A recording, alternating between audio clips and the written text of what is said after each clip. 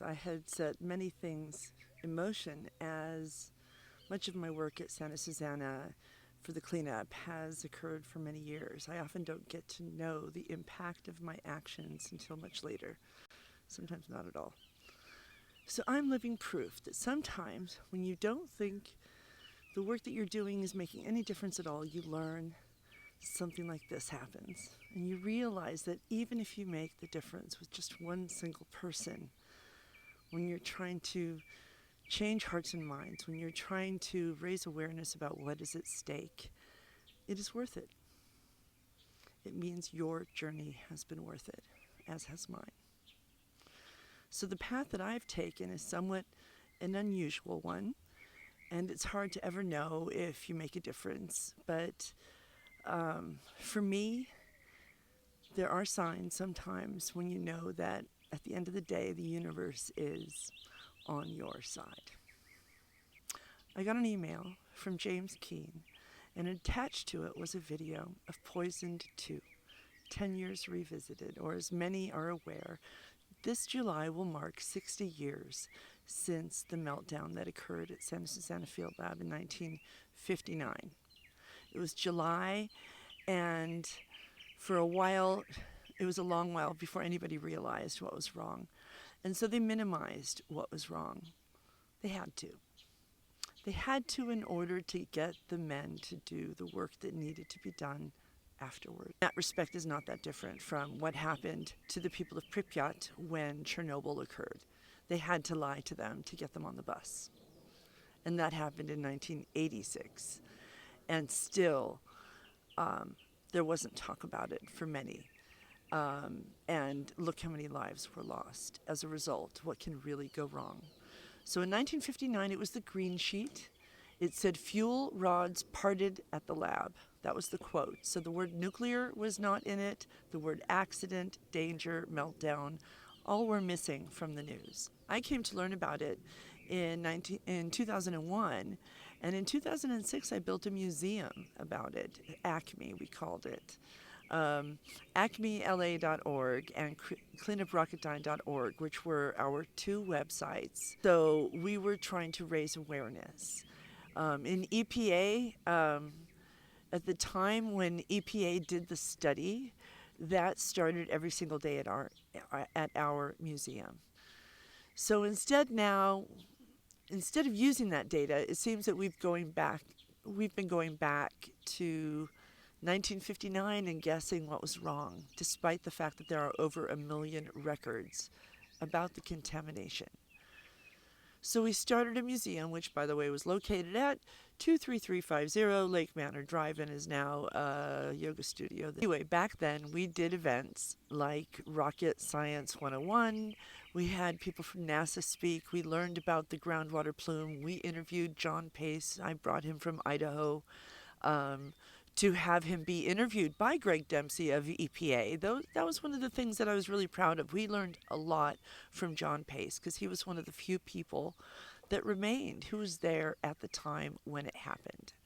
And he remembered very clearly being relieved that the wind was blowing toward the San Fernando Valley. And I trust his memory because he lived in Moore Park.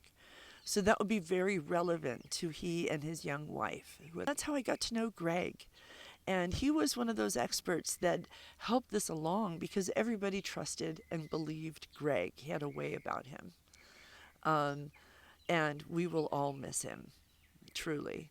He had a way of treating everybody as if they belonged. At the museum, we started the work to go into the field to do the surveys for the 2012 EPA RAD survey that was supposed to actually, oh my gosh. So this is confirmation that hummingbirds like artichokes, because I just watched one. So we got a $42 million report to actually know what happened up there, and instead it seems to have fallen off the internet, and I find that to be really unfortunate. So this guy walks into the museum, and he's a friend of Delaney, and he's a choreographer, a ballet dancer. And a few months go by, and he tells us that he has written and choreographed a ballet called Poisoned. and it's all about Santa Susana and what he learned at our museum. And that was at the 50-year anniversary that we had this event, and we had this amazing, incredible ballet that was done. It was just absolutely fantastic. James Keane, Earthwalk Dance Company. And now, 10 years later, I write an email to him and tell him that, the only thing that's happened is that instead of the 13 eye cancers, we now have a new cluster of children, of 54 children with cancer. I didn't hear from him. And then I got an email and I learned that his dad had died. He choreographed a revisitation of this and had his Studio B company of 8-year-olds to 17-year-olds working on this. So these are people who have never met us, who live in North Carolina, who decided to devote their time into raising awareness, because this cleanup is like so many others, including those that are in North Carolina. So my deepest gratitude to James Keane and to his company of dancers and these committed people who put this together and rehearsed and took these chances and did this for us in order to make people aware that we need to be protected by our government instead of being harmed in this way, especially with cover-ups that result in more people living so close by. This is in memory to Delaney's parents, Walt and Sue. Walt worked at Santa Susana Field Laboratory. He's a proud patriot, and they are part of America's fabric, what got us to space. So it isn't just about the evil giants like Boeing, it is about the people, and they are not the villains of this story. They are also the victims.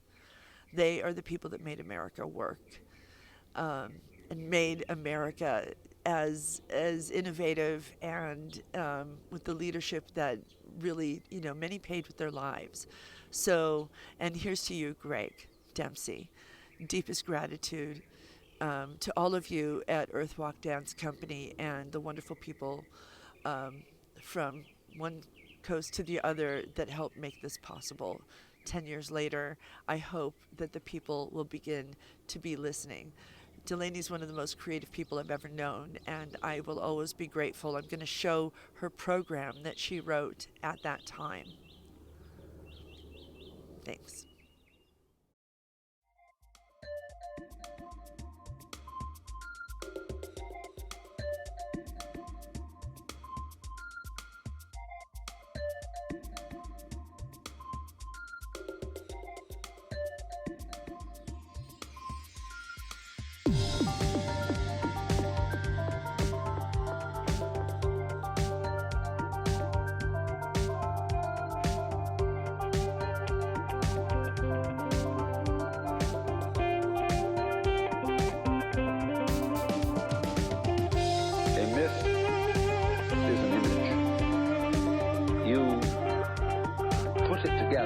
You arrange parts.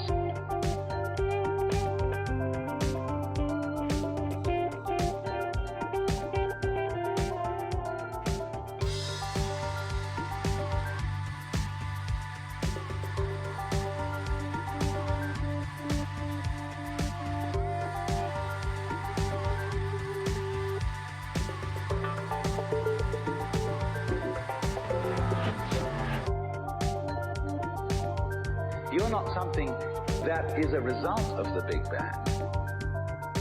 You are the Big Bang, the original force of the universe coming on as whoever you are. See, when I meet you, I see not just what you define yourself as, I see every one of you as the primordial energy of the universe coming on at me in this particular way.